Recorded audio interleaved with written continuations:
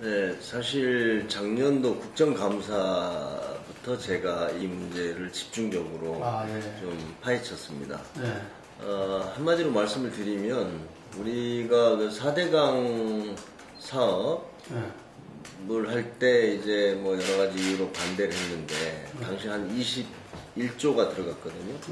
근데 지금 그 해외 자원 개발은 실제로 현재까지 들어간 게 한 41조.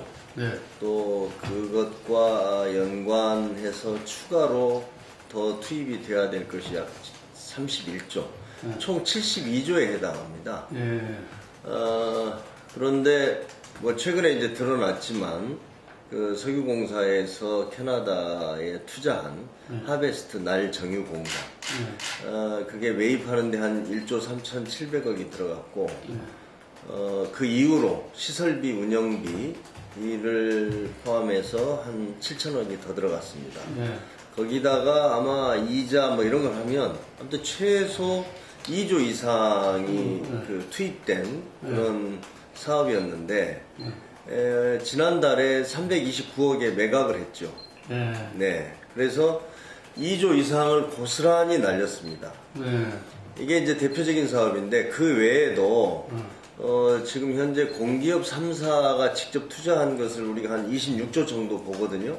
그런데 한 10조 정도는 지금 이미 이렇게 하베스트 날 정유공사처럼 실패로 해서 끝나버렸거나 이미 드러났네요. 네, 이미 드러났죠. 그렇게 되고 또 이제 그 부실이 심각해서 도저히 이게 이제 회복이 불가능하다고 저희가 판단하고 있는 것들을 종합하면 최소 26조 중에서 10조 정도는 확인된 것만 아마 손실이 발생할 거다 이렇게 보고 있습니다. 오늘 저희가 산업위 전체 상임위원회가 있었습니다. 거기 좀 참석하고 오는 길인데 오늘 장관이 그 자료를 만들었거든요. 그래서 그 자료가 잘못되어 있다라는 지적을 제가 했습니다. 그리고 우리가 이제 자원개발이라는 게 장기간이 소요되고 좀 위험이 높다 이렇기 때문에 현재 평가할 수 없다. 이것은 한편으로는 맞지만 또 한편으로는 맞지 않습니다. 제가 말씀드린 대로 하베스트에서 이미 2조는 뭐 한 2조 1,000억 정도 들어갔는데 329억에 팔아버렸으니까 그 기다릴 필요가 없지 않습니까? 그리고 그 가스공사가 이제 캐나다의 그 웨스트컷 혼리버라는 그 유전 광구를 매입을 했는데 그거는 그냥 사자마자 6천억을 날렸습니다. 손상차손이라는 걸로. 그러니까 그렇게 확인된 것만 해도 지금 수조에 해당하고요. 그 외에 이제 올해 안에 제가 볼 때는 문제가 될 수 있는 사업들이 그 마다가스카르의 암바토비 니켈 광산이라든지 그 또 멕시코의 볼레오 그 동광산 이런 프로젝트들은 지금 1조 1,000억, 1조 4천억이 직접 투입된 것만 이런데 이런 것들도 사실상 지금 완전히 실패한 것으로 이렇게 시장이나 전문가들은 보고 있습니다. 네, 그렇기 때문에 이런 사업들을 앞으로 10년, 20년을 기다려 봐야 된다는 것은 제가 볼 때 이거는 좀 사실을 지금 왜곡하거나 은폐하려고 하는 그런 논리에 불과하다 이렇게 생각합니다. 이제 그 이명박 대통령이 우리나라는 자원이 없는 나라이기 때문에 해외 자원 개발을 해야 된다. 사실 이 논리에 대해서 누가 그걸 부정하겠습니까? 우리나라는 사실 구전 자원이 없고 93%의 자원을 수입을 합니다. 그러니까 우리가 당연히 그런 노력을 참여정부나 그전 정부도 해왔죠. 그러나 능력에 맞게 했습니다. 그런데 이제 이명박 대통령은 본인이 직접 나서서 소위 해외 자원 외교, VIP 자원 외교라고 부릅니다. 그것을 직접 28건을 했고 MOU도 남겼습니다. 네, 그랬는데 그 MOU를 통해서 했던 사업들 뭐 거의 다가 실패로 끝났죠. 예. 이미 다 철수하고 종결돼 버렸습니다. 예. 그래서 저는 두 가지 측면이 있다고 봅니다. 하나는 이명박 정부가 그렇게 추진했었던 해외 자원 개발의 정책, 목표와 그 실질적인 추진 실적들이 제대로 되었는가 이걸 이제 판단을 해야 되는데 거기에서는 완전히 실패했다. 정책의 실패다. 이렇게 저희가 평가할 수밖에 없고요. 그것을 아무튼 대통령이 주도적으로 했습니다. 그리고 또 대통령의 친형인 뭐 이상득 전 의원, 그 다음 실세, 뭐 박영준을 비롯한, 그리고 이제 한승수 총리도, 거기에 이제 좀 약간 관여를 했죠. 네. 그래서, 이것은 정권 차원에서 이루어진, 중요한 국가의 어떤 정책 목표였고, 그것을 주도했던 것은 대통령이지 사실은 총리라고 할 수 없죠. 네. 물론 총리도 대통령의 그러한 그 방침에 따라서 그거를 추진하고 집행한 그것에 있어서 책임이 있는 것이죠. 네.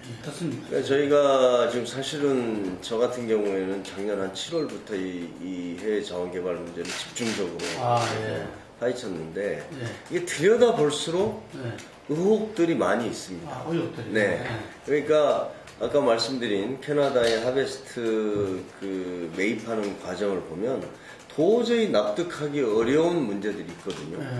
그러니까 그 하베스트를 매입하고 나서 현지 신문들은 이게 지금 말하자면 한국 정부가 왜 이렇게 바보 같은 거래를 하는가 이런 게 바로 언론에 났어요.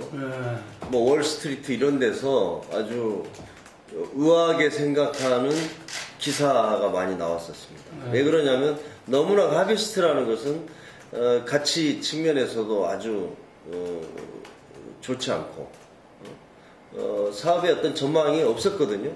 그런 회사를 무려 한 4조를 주고 사는 거 아닙니까? 그렇죠. 지금 저희가 지금까지 현재까지 작년 12월 29일 날 본회의에서 국정조사가 여야 합의로 이제 통과가 됐고요. 저희가 이제 1월 26일부터 2주간의 예비조사를 했고 또 그 일환으로 어제 같은 경우는 저희가 이제 감사원에서 또 이 해외 자원 개발에 대한 감사를 한 기록들이 있습니다. 그래서 그 문서 검증도 다녀왔습니다. 그래서 지금 그리고 또 이제 우리 국조특위 일부 의원들은 직접 그 현장에도 다녀온 해외에 가서 이거 현장에 가서 또 봐야 되니까요. 네, 그런 것들을 해서 지금 철저히 준비를 하고 있습니다. 그래서 이제 이번 주 목요일이죠. 12일, 13일 그리고 23, 24, 25일 이제 기관 보고가 예정돼 있습니다. 그래서 이제 기관 보고가 끝나고 나면 그 다음에 3월 중에 이제 아마 국조특위에서 현장 조사를 나갈 것 같고요. 그게 끝나고 나면 이제 청문회를 합니다.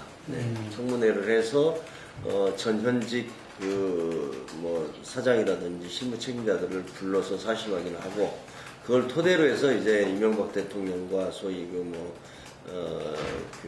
우리가 자원 외교에 관련된 뭐 5인방 이렇게 하는데 그 사람들을 불러서 최종적으로 이제 그 사실을 확인하고 책임을 묻고 뭐 이런 과정이 될 것 같습니다. 저희들이 이제 이명박 대통령하고 이상득 전 의원 그리고 최경환 부총리 현재 또 윤상직 장관 그 다음 박영준 당시 산업부 차관 뭐 최경환 지금 부총리는 지금 이번에 그 2조를 이미 그 날려버린 캐나다 사업에 대해서 직접적인 책임이 있습니다. 그래서 뭐 최경환 장관은 그 하베스트 건 하나로도 좀 큰 책임을 져야 되는 거죠. 아니죠. 옛날에 50 관련한 TV나 때 나왔었죠 그때. 전직 대통령이 국회 국정조사에 임해서는 안 된다는 그런 법률 조항은 없고요. 이제 전직 대통령이지만 국민의 한 사람으로서 그 국회에서 법에 근거해서 증인을 로 부르면 당연히 나와야 되지 않겠습니까? 그러니까 이 자원 개발은 제가 아까 말씀드린 대로 아마 우리나라가 생긴 이래 최대의 국부 유출 사건입니다. 제가 아까 말씀드린 대로 우리가 4대강 하면 21조지 않습니까? 그런데 지금 앞으로 들어갈 비용까지 저희가 계산할 때 72조거든요. 4대강보다도 뭐 3배 이상이 됩니다. 그런데 그것이 상당 부분이 부실이고 실패한 사업으로 끝났다면 왜 원인이 무엇이고 또 그 부실이나 실패의 실태는 뭐고 그렇다면 이것에 대해서는 누가 책임을 져야 하고 앞으로 어떤 정책적으로 우리가 어떻게 보완해 나가야 될지 이런 것들을 저희가 국정조사 과정에서 제대로 정리를 해야 됩니다. 우선 좀 사실을 하나 바로잡을 필요가 있는데 30명의 의원들이 소위 당시에 거론되던 후보 3명한테 불출마를 요구했을 때 문재인 후보도 그걸 동의를 했었습니다. 제가 아는 한은 그렇게 했었죠.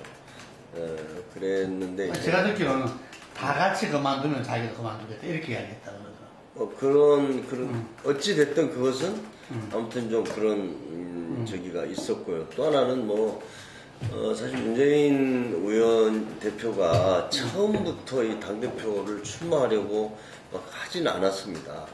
워낙 당의 상태가 좀 실망스럽고 어려우니까. 어려웠기 때문에 문재인 대표가 나서야 하지 않는가 이런 어떤 당위론 때문에 본인이 결심하는데 굉장히 좀 고심을 많이 했습니다. 누군가는 당을 구해야 된다. 뭐 이런 입장이네요. 특히 우리가 이제 작년 8월 그 세월호 여야 협상 문제로 막 당이 진통을 겪었지 않습니까? 그 과정을 거치면서 정말 당이 더 이상이 바닥이 없을 정도로 내려갔지 않습니까? 그런 걸 보면서 지금 당을 새롭게 변화와 혁신을 하고 그걸 통해서 당이 거듭나지 않으면 안 되겠다. 그 과정에서 문재인 대표가 역할을 하고 리더십을 발휘해야 된다. 이런 이제 의견들이 모여져서 아마 출마를 하게 된 겁니다. 저는 이제 문재인 대표가 됐기 때문에 주변에 있는 사람들이 더 노력을 해야 된다고 봅니다. 그런 진정성을 확인시켜줘야 된다고 보고요.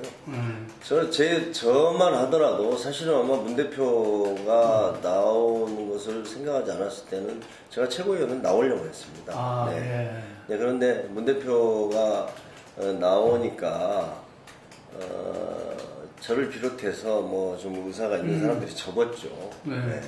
물론 문재인 후보하고 같이 선거운동하면 됐을 가능성이 높지 않습니까? 우리가 진동을 하면 다 나온 거죠. 이번에. 그리고 우선 그 최고위원회에서도 좀 당의 다양한 이런 어떤 목소리를 반영해서 이렇게 하는 게 좋겠다 해서 최고위원 때도 사실 저도 준비를 다 했다가 안 나온 거고요. 그리고 저는 당직에서도 그 소위 거론되고 있는 문재인 대표와 가까운 사람들은 당직 안 맡을 겁니다. 제가 참 일부에서는 그런 이야기도 합니다. 우리 당이 이제 지난번 이해찬 대표 시절에 그때 탕평책을 쓴다 그래서 소위 말해서 이 친노 아닌 사람들로 다 당직을 채웠습니다.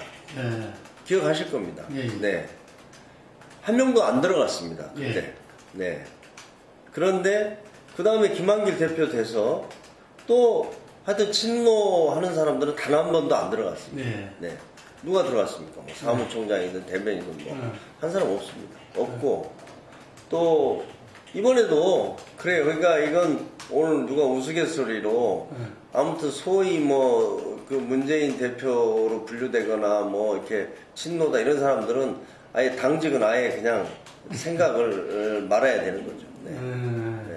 그래서 이제 그것은 지금 우리 당이 정말 그 위기 상황을 지금도 지나고 있지 않습니까? 그렇기 때문에 당의 어떤 화합이나 단결만큼 중요한 건 없다고 봅니다. 이 판에 또 우리 당 내에서 무슨 친노다, 비노다, 무슨 개파 이런 걸로 싸우면 끝이라고 생각합니다. 그렇기 때문에 저는 소위 친노 이런 것이 잘못된 보수의 프레임이라고 저는 생각하거든요. 근데 이제 뭐 어찌됐든 현실적으로 그걸 우리가 긍정을 하든 부정을 하든 결국은 이 친노는 뭐 존재하지도 않습니다. 그러니까 예를 들어서 뭐 우리 당에는 민진모라는 이런 의원들 그런 개파가 있지 않습니까? 네, 있죠. 그런 모임이 없어요, 친노. 아예 모임이 네, 있다. 네. 심지어는 그냥 같이 밥 먹는 것도 먹는 것 자체가 밥을 한번 모였다 그러면 그냥 이 개파로 규정하고 그걸 하니까 그런 것도 조심스러운 상황이거든요. 근데 저는 이제 문재인 대표가 된 이상 더 이상 뭐 그런 당 내에서 만이라도 좀 논란을 하지 않았으면 좋겠고 또 이 당중에는 전문성이나 이런 개파 해소라는 원칙을 가지고 좀 좋은 분들이 했으면 좋겠습니다. 그게 뭐 저는 그렇게 봅니다. 그러니까 제가 오늘도 저희 남관계 특위에서 미국 대사 리포트 대사를 초청해서 이제 대화를 했는데요. 제가 상임위 때문에 다 참석은 못했습니다. 제가 그걸 물어보려다가 제가 시간을 못 물어봤는데 이런 겁니다. 그럼 미국도 이명박 정부 때부터 북한에 대한 봉쇄 정책을 계속 강화하면서 소위 흡수통일론 이런 관점에 저는 서 있었다고 봅니다.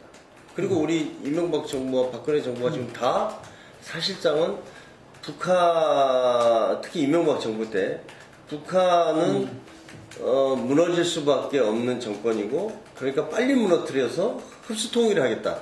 이게 지금 우리 극우 보수 진영의 그 통일론 아닙니까? 그런데 그렇게 안 돼 있어요. 북한은 오히려 그 사이에 핵도 개발하고 경제적으로 상당히 안정이 돼가고 있고 아무리 기다려도 안 되면 그러면 앞으로 한 10년 동안 더 기다려서 뭘 하겠다 이런 결론밖에 안 나오는 거 아닙니까? 그리고 더 중요한 것은 그 뒤에는 중국이 있습니다. 중국은 결국 그 미국의 영향하에 있는 남쪽에 주도하는 통일을 중국이 저는 잘 안 바랄 것 같아요. 왜 그러냐? 그래서 남쪽이 주도하는 통일이 되면 바로 어떤 미국의 군사기지들이 압록강이나 신의주의 국경에 들어선다고 할 때 동북아 전체의 균형과 이런 걸 생각할 때 저는 중국이 쉽게 포기하지 않으리라고 봅니다. 네. 그렇기 때문에 어려움이 있는 거죠. 네. 그렇지 않습니까? 그래서 그런 어떤 저는 이제 동북아의 여러 정세나 우리 한반도를 둘러싼 어떤 이해관계가 있는 어떤 사강 4대 국가 뭐 이런 나라들의 이해관계를 보면 결국은 우리가 점진적으로 북한과 교류하고 협력하고 하면서 개방을 유도하고 그걸 통해서 우리가 통일을 추구할 수밖에 없는 것 아닌가 저는 이렇게 봅니다. 그런데 박근혜 대통령이 출범하면서 저는 남북 문제를 획기적으로 바꿀 줄 알았어요. 그러면 그래도 독일에 가서 드레스덴 선언으로 통일은 대박이다 해서 저는 굉장히 사실 그거에 대해 박수를 쳤습니다. 근데 말로만 하고 어떠한 것도 이렇게 뒤따르지 않는 거예요. 네? 그것 중에 하나가 지금 거의 이제 5.24 조치인데 이 문제에 대해서는 이 문제를 가지고 좀 첨예하게 남과 북이 지금 그 문제 때문에 한 걸음도 못 나가는 거 아닙니까? 그것을 우리 지금 우리 국가 이익이나 한반도의 동북아의 여러 지금 상황 이런 것들을 고려했을 때 어떤 것이 더 옳은 것인가 이런 판단을 해야 된다고 봅니다. 우리 청년들은 일자리가 없어서 꿈같은 20대, 30대를 절망 속에 살고 있습니다.